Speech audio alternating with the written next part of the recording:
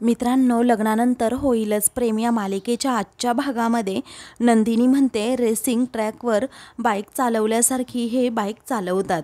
त्यावेळी आता काव्या ही जीवाकडे पाहतच राहते। मग त्यावरती नंदिनी पुन्हा म्हणते की तू एकदा बाईकवर बसून बघ यांच्या, म्हणजे तुला समजेल।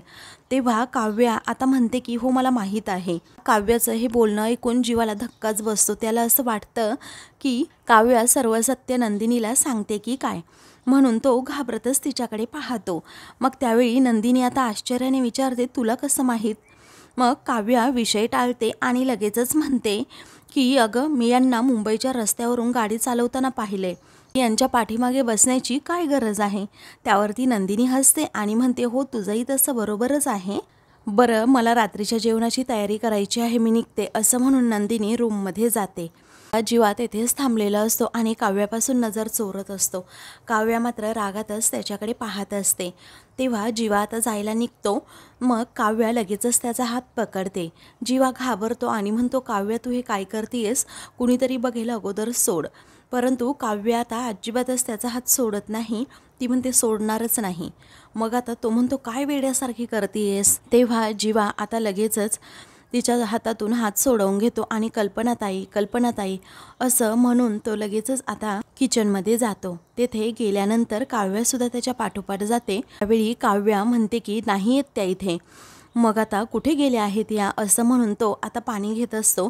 तेव्हा काव्या अगदी प्रेमानेच म्हणते अरे काय लागते सांग ना मला, मी देते की। तेव्हा जीवा लगेचच म्हणतो आत्तापर्यंत तू खूप काही दिलंय मला, आता इथून पुढे तुझ्याकडून मला ना काहीच नको। तो लगेचच तेथून जाऊ लागतो। काव्या त्याचा हात असा घट्ट पकडवूनच ठेवते। तेव्हा तो हात सोडायला सांगतो। मग आता ती म्हणते नाही सोडणार। पण काय बोललास रे तू, आता माझी गरज नाहीये ना तुला, कारण तुला हवं ते बघायला माझी ताई आहे ना बरोबर। तेव्हा आता लगेचच जीवा रागात म्हणतो हे बघ तोंड सांभाळून बोल हा। मग काव्या म्हणते का बरं बोलू तोंड सांभाळून, अरे तिला काही बोललं तर तुला एवढा त्रास होतो का, आणि मला होणाऱ्या त्रासाचं काय तो नाही दिसत आहे का तुला। मग त्यावरती जीवा म्हणतो तुला होणारा त्रास तू मला का सांगतेस, कारण तू आता काव्या पार्थ देशमुख आहेस ना, तुझ्या नावापुढे त्याचं नाव लावतेस ना तू, मग तुला होणारा त्रास त्यालाच जाऊन सांग की। तेव्हा काव्या आश्चर्याने त्याच्याकडे पाहू लागते। मग आता लगेचच जीवा तिथून जाऊ लागतो। मग आता काव्या पुन्हा एकदा त्याचा हात पकडवूनच ठेवते। तो पुन्हा पुन्हा म्हणत असतो की हात सोड, ती म्हणते नाही सोडणार। मग आता तो म्हणतो माझा हात असा धरून ठेवण्याचा हक्क नाही आता तुला। काव्याला आश्चर्याचा धक्का बसतो आणि ती विचारते काय, आता सर्व हक्क सर्व अधिकार नंदिनी ताईला का, आता ती तुझ्या खांद्यावर हात ठेवणार बरोबर ना, आणि आता तुझ्या गाडीवर तुझ्या मागे ती बसणार नंदिनी ताई। अरे मस्त चाललंय की तुमचं, अरे वा, अरे पण तिला सांगितलं का तू या अगोदर त्या बाईकवर कोण बसायचं तुझ्या मागे ते। तेव्हा जीवाला आता त्या गोष्टी पुन्हा एकदा आठवू लागतात आणि त्याच्या डोळ्यात पाणी येतं। तेव्हा ती लगेचच जाब विचारते अरे बोल ना, सांगितलंस का तिला तू, अरे जीवा तुझ्या बाईकपेक्षा सुद्धा तू माझ्यावर जास्त प्रेम करायचास, अरे तुझ्या बाईकच्या साईड मिररमध्ये मला बघणारा तू, अरे इतक्यात मी दिशेनाशी झाले का तुला, अरे लगेचच सगळं काही सुरळीत झालंय का तुझ्यासाठी, असं म्हणून ती खूपच इमोशनल होते आणि विचारते बोल ना जीवा, विसरलास ना तू मला, आता काय माझी नंदिनी ताई आवडायला लागली आहे का तुला। त्यावरती जीवा लगेचच म्हणतो मला आता कोण आवडतं ते माहीत नाही, पण तू तर आवडत नाही हे मात्र नक्की आहे। जीवाचं टोकाचं बोलणं ऐकून आता काव्याला धक्काच बसतो। तो आता तेथून जाऊ लागतो। मग आता काव्या लगेचच विचारते जीवा तू इतका कसा बदललास रे लगेच, अरे काय झाले काय तुला, अरे जर मी दिसले नाही तर तू माझा फोटो बघायचास, आता मी तुझ्या डोळ्यासमोर असतेस तर तू काय करतो नजर चोरतोस, मला भेटायचा नेहमी हट्ट करायचास ना, मी दिसले की लगेचच तू वाट सुद्धा बदलतोस। घरातल्यांनी श्रीखंडपुरीचा घास भरवायला सांगितला ताईला तर तू लगेचच भरवलास, तेही इतक्या सहज, तुला त्रास नाही होत का जीवा, असं ती त्याला जाब विचारते। तर जीवाच्या डोळ्यात आता पाणी असतं आणि तो सुद्धा रडत असतो। पुढे ती पुन्हा विचारते तुला काहीच असं वेगळं वाटत नाही का रे, हे बघ जीवा तुला ह्या तुझ्या अशा वागण्याचा त्रास होत नसेल, पण मला ना खूप म्हणजे खूप त्रास होतो आणि माझ्या या त्रासाबद्दल मी पार्थ देशमुखांना काहीच सांगू शकत नाही, तुलाच मी हे सगळं काही सांगणार आहे समजलं, असं म्हणून ती आपले अश्रू पुसते आणि विचारते काय रे, मला काव्या पार्थ देशमुख म्हणालास ना तू, पण त्या पार्थ देशमुखांना मी माझा नवरा कधीच मानणार नाही आणि मानतही नाही, पण तुझं तसं नाही आहे जीवा.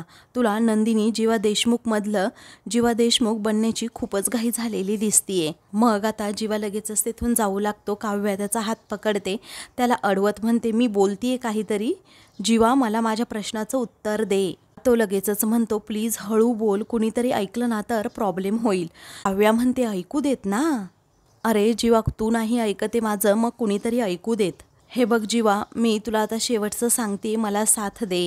हे बघ, आपल्याबद्दल मी आता सगळ्यांना सांगेन, सगळं काही नीट करेन. नाहीतर असं म्हणून ती जरा थांबते. तेव्हा जीवा लगेचच विचारतो, नाहीतर काय. तेव्हा आता लगेचच ती त्याचा हात पकडून ठेवते आणि म्हणते, नाहीतर मला जे हवंय ना ते मी करेनच. मग आता जीवा पुन्हा एकदा कुणी पाहिल या भीतीने घाबरतो आणि तिला हात सोडायला सांगतो. पण आता काव्या अजिबातच हात सोडत नाही. त्यानंतर समोरून आता नंदिनी किचनमध्ये येत असते. तेव्हा जीवा खूप घाबरतो. काव्या हात सोड, काव्या हात सोड असं म्हणतो. पण काव्या हट्टीपणा करते, कारण तिला माहीतच नसतं तिथे नंदिनी आली आहे. ती हात सोडतच नाही. मग जीवा आता नंदिनी तेथे येण्याच्या आतच पटकन हात सोडवून घेतो. तेवढ्यातच नंदिनी तेथे येते आणि म्हणते, काव्या. नंदिनी आली हे पाहून काव्याला धक्काच बसतो. मग आता काव्या, काय झालं ग तुला, असं नंदिनी विचारते.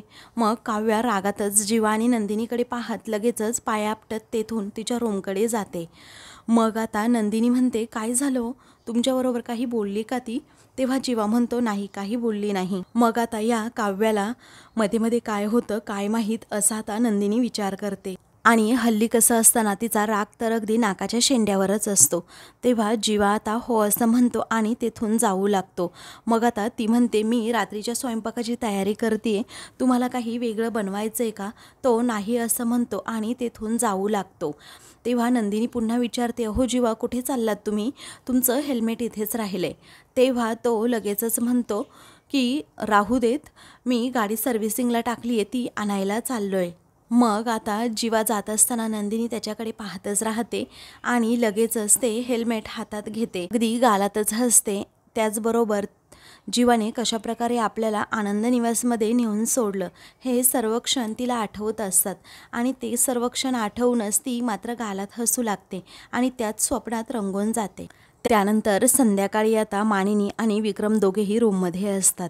विक्रम आता मानिनीला म्हणतो, काय अहो मानिनी देशमुख, तुम्ही तर कमालच केली. तुम्ही खरंच रम्याला धमकी दिली की घरातून बाहेर काढेन म्हणून. मग आता ती म्हणते, काय करायचं मग, तिचा फाजीलपणा थांबला पाहिजे की नाही. तेव्हा तो म्हणतो, बरोबर आहे, कारण आपल्या मुलांवर संस्कार आपणच घडवायचे असतात. मानिनी म्हणते, रम्याला वळण लावून सुद्धा पाहिलं ना कशी वागतीये. तेव्हा विक्रम म्हणतो, नको जास्त टेन्शन घेऊ, बस बरं इथे अगोदर. मग आता मानिनी तिथे शांत बसते. तेव्हा आता लगेचच विक्रम म्हणतो की ज्या पद्धतीने तू रम्याला बोललीस ना, तिची हिंमतच होणार नाही असं वेडवाकडं वागण्याची. तेव्हा तिची हिंमत नाहीच झाली पाहिजे, कारण या सगळ्या प्रकरणामुळे आशिष भाऊजी आणि त्यांच्या घरचे सर्वजण किती दुखावले गेलेत, असं म्हणून मानिनी आता आपला राग व्यक्त करत असते. तेव्हा आता होऊ देत, दुखवू देत, हे बघ थोडे दिवस गेले ना तर आशिष स्वतःहून मला कॉल करेल, तू अजिबात काळजी करू नकोस. आणि तुला सांगू का, आशिष, धनंजय असे फार जवळचे थोडे मित्र राहिलेत. धनंजय बरोबर सुद्धा फार दिवस झाले बोलणंच नाही झालं माझं. आपल्या दोन्हीही सुना वडिलांच्या टचमध्ये आहेत ना, असं विक्रम विचारतो. तेव्हा मानिनी म्हणते, हो आहेत. काव्या तर काय काल गेली होती आईकडे, म्हणजे माझा असा अंदाज आहे काव्या काल कुणालाही न सांगता गेली होती तिकडे. मी नंदिनीला मग विचारलं तर खरं तर नंदिनीने काव्याला सांभाळून घेतलं, कारण ती म्हणाली की मला सांगून गेली आहे, पण पर्सनली मला तसं वाटलं नाही. फार गुणी मुलगी आहे हो नंदिनी. तिला ना वय, मान, माणसं, प्रसंग बघून कुठे काय कसं बोलावं ना हे व्यवस्थित कळतं.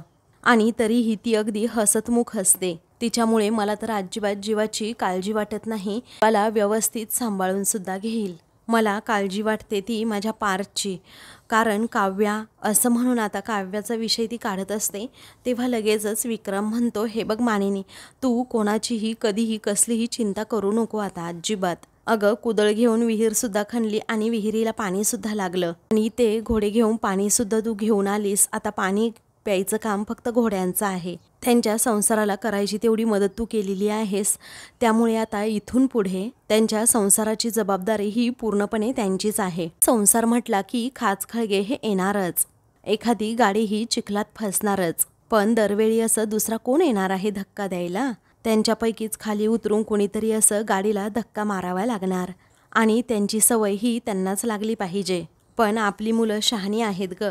अशी ठेच लागली तर आधार देऊन चालायची सवय त्यांना आहेच ग. रम्या काय कुणी कितीही प्रयत्न केले ना तरीही ते कुणीही एकमेकांचा हात असा सोडणार नाही. तो विषयच टाळतो आणि विचारतो, काय ग मानिनी, मला असं समजले की पार्थ काव्याला सोडायला वगैरे गाडीतून जातो आणि जीवासुद्धा नंदिनीला असं बाईकवर घेऊन जातो, म्हणजे ते बाईकवर भटकत होते म्हणे. मग आता मानिनी म्हणते, हो काव्याला सोडायला पार्थ जात असतो, पण मला जीवाचं नाही माहीत. तुम्हाला अशा बातम्या कोण पुरवत असतं हो? मग आता तो म्हणतो की हमारे जासूस चारू तरफ फैले है. तेव्हा ती लगेचच विचारते, कुणी सांगितलं सांगा ना हो. मग आता लगेचच एवढ्या उत्साहाने आणि आग्रहाने कोण येऊन सांगेल बरं, सांग ह्या असल्या बातम्या. मग आता लगेचच ते दोघेही एकत्रच म्हणतात, मिथून भाऊजी. मग आता असं म्हणून ते खूप हसतात. मला म्हणत होता की आंब्याची पेटी शोधत मी मार्केटभर हिंडतोय आणि खरा मोहोर तर यांच्या संसाराला येतोय. तेव्हा मानिनी म्हणते, अरे बापरे, वा वा, छान छान. आता काव्या ही शांतपणे बेडवर अशी पडलेली असते आणि तिच्या हातात पुस्तक सुद्धा असतं. मग आता पार्थ तेथे येतो आणि तिच्याकडे पाहतच राहतो. त्यानंतर मनातच विचार करतो, हे आगाऊ मांजर किती शांतपणे आज झोपलंय, पण कसं झोपलंय कळतच नाही. असं म्हणून तो आता तिच्या हातात असणारं पुस्तक आता बाजूला ठेवणार असतो. तेव्हा ती मोठ्यानेच म्हणते, जागी आहे मी. मग आता पार्थ हा खूपच घाबरतो आणि म्हणतो, सॉरी सॉरी हां, म्हणजे तुम्हाला झोपायचं असेल तर झोपा तुम्ही, काही हरकत नाही. ती आता लगेचच म्हणते, माझी मर्जी. तेव्हा तो लगेचच म्हणतो, तुमची मर्जी तर तुमची मर्जी, पाहू मला कुठलं पुस्तक वाचताय तुम्ही. असं म्हणून तो ते पुस्तक बघण्याचा प्रयत्न करतो. तेव्हा ती रागातच म्हणते, काय करायचंय तुम्हाला पण? मी इथे नव्हता तर शांतपणे डोळे बंद करून मी विचार करत बसले होते. तुम्ही आलात आणि तंद्रीच मोडली माझी. मग पार्थ आता म्हणतो, तुम्ही डोळे बंद करून विचार केलात तर कसं कळणार मग मला, कारण विचार दिसत नाहीत ना. बाय द वे, डोळे बंद करून का विचार करत होतात असं तो विचारतो. तेव्हा ती आता म्हणते, का बरं, की ते सुद्धा चालत नाही आता या घरामध्ये, की डोळे बंद करायची सुद्धा परमिशन घ्यावी लागते, बोला ना. तेव्हा आता ती त्याला जाब विचारत असते. तेव्हा पार्थ लगेचच म्हणतो, ते नख काढून अंगावर येणाऱ्या मांजरीसारखं तुम्ही का वागताय हो? सततच तुमचं डोकं असं गरम असतं, त्याचबरोबर तापटसुद्धा असतं. डोक्यावर जर अंड फोडलं ना तर ऑमलेट होईल, ऑमलेट. मग आता ती म्हणते, फोडा ना मग, अंड फोडा, वाटेल ते फोडा, काय करायचं ते करा, कारण तोच तर उपयोग आहे माझा या घरात. असं काव्या खूपच चिडून म्हणते.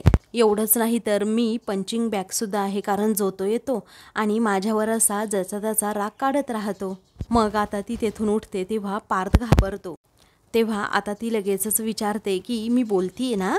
मग तो म्हणतो, बोला की. तेव्हा ती म्हणते, सतत मी चिडचिड करत असते, सतत अशी कुणाला पण बोलत असते ना, मग मला असं लांब सोडून या बरं कुठेतरी तुम्ही. तेव्हा पार्थ म्हणतो, सोडायला काही प्रॉब्लेम नाही आहे, पण तुम्ही गाडीत कुठे बसता माझ्या. त्यानंतर ती आता लगेचच पायापटत ड्रेसिंग टेबलजवळ जाऊन बसते, त्याला एक क्रीम लावत असते. तेव्हा आता लगेचच तो विचारतो, कुठलं मॉइश्चरायझर आहे. मग आता ती म्हणते, नाईट क्रीम आहे. तेव्हा तो विचारतो, दिवसा लावलं तर चालतं का? अहो, मुलांसाठी काय कुठलीही क्रीम म्हटलं की मॉइश्चरायझर. आणि जेवायला का नाही आला? तेव्हा ती आता मोठ्यानेच म्हणते, भूक नाही आहे मला. तेव्हा तो आता विचारतो, थोडं खाणार का? ती म्हणते नको. तो म्हणतो, वाढून आणू का? ती म्हणते नको. तो आता विचारतो, कॉफी आणू का तुमच्यासाठी? ती म्हणते, नको आहे मला कॉफीसुद्धा. मग आता डोकं दुखतंय का तुमचं? असं तो विचारतो. तेव्हा ती म्हणते, डोकं ना फुटायची वेळ आली आहे. तेव्हा थांबा, हा डोकं चेपून देतो, असं आता लगेचच पार्थ म्हणतो. तेव्हा ती आता म्हणते की कोणत्या हक्काने तुम्ही देताय डोकं चेपून? तेव्हा तो आता लगेचच म्हणतो, बालिके, नवरा या हक्काने तुमचं डोकं चेपून देतोय, कारण धर्मपत्नी म्हणून तुम्हाला खुश ठेवणं, तुमची काळजी घेणं हे आमचं परम कर्तव्य आहे. आपलं मस्तक दुखत आहे, आणा इकडे, आम्ही चेपून देतो. तेव्हा आता काव्या म्हणते, गप्प बसाव, टॉप 30 आर्किटेक्टपैकी तुम्ही एक आहात, मिस्टर पार्थ देशमुख. हे शोभतं का तुम्हाला बोलणं वागणं? तेव्हा तो आता वेगळ्याच भाषेत म्हणतो, आपणासही शोभत नाही असं हे सारखं रागराग करणं. तेव्हा आता ती म्हणते, बरं तुम्ही नॉर्मल बोलताय का आता? तेव्हा आता तो, जशी आपली आज्ञा असं म्हणतो. तेव्हा आता ती तेथून जाऊ लागते. तेव्हा तो म्हणतो, बसा तुम्ही इथे, काही नाही, मस्करी करत होतो, तुमचा मूड थोडा ऑफ दिसत होता ना म्हणून. मी आपला जातोय म्हणून तो काव्याच्या पाठीमागे असणारी उशी घेत असतो, तर काव्या जोरातच ओरडते. तेव्हा तो म्हणतो, "ओ काही नाही काही नाही, मी फक्त पिलो घेतोय."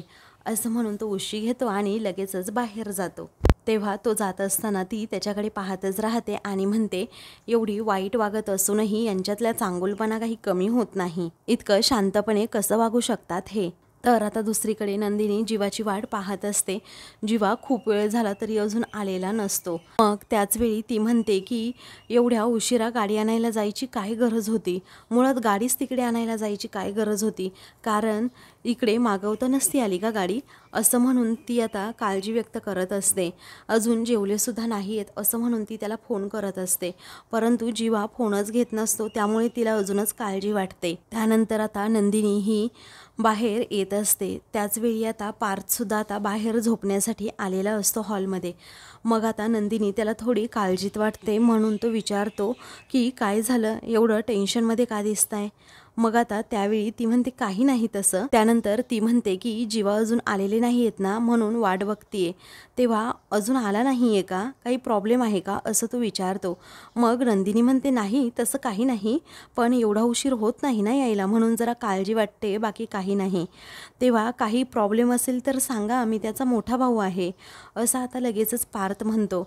नंदिनी म्हणते नाही तसं, मागच्या वेळी जेव्हा एकदा उशिरा आले होते ना तेव्हा, असं म्हणून तिला ते प्रसंग आठवतात की कशाप्रकारे जीवा हा उशिरा आला होता तेव्हा ड्रिंक करून आला होता आणि त्याला सावरता सावरता नाकीनऊ आलं होतं. हे सगळं आठवताना पार्थ विचारतो, सांगा ना हो काय झालं.